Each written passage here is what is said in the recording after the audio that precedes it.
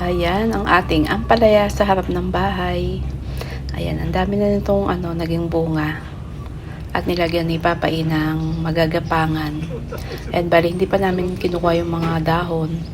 Dahil hindi daw magbubunga kapag kinuha yung mga dahon. Sarap sana ito sa munggo, no? Tapos yung sa bulanglang na ampalaya, ay tinapa. Tapos yung iba, ayan, nalagyan na ng plastic. Kasi tinutusok ng mga hayop kapag hindi na balutan. Ito, pwede na itong anihin. Ayan, dami talagang dahon. Ito, kukunin na natin. Ayan, hindi magupit. Ayan, ang laki na. Yung iba, hindi pa nalalagyan. At, merong iba na nilaw na yung kagaya nito. Hindi siya nalagyan ng plastic. Ayan, daming naging bunga ng ating ampalaya. Ito, hindi nalagyan ng plastic. Ayan. Ayun, meron pang maliliit, oh. Ayan, oh. Soon ay lalaki na rin sila.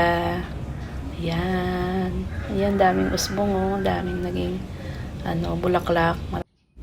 Ito, gusto ko na talagang pumitas ng mga dahon. Kasi parang ang sarap, oh. Ayan, itong isa, lalagyan natin ng plastic. Parang hindi siya tusukin ng mga insect. Pupul ko ba gano'n? Ganun lang? Isang tali lang?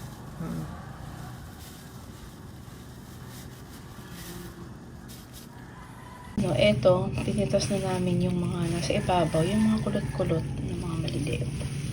Ayan, pwede na itong pang sahog sa munggo. Ayan, sarap sa munggo nito, fresh na fresh.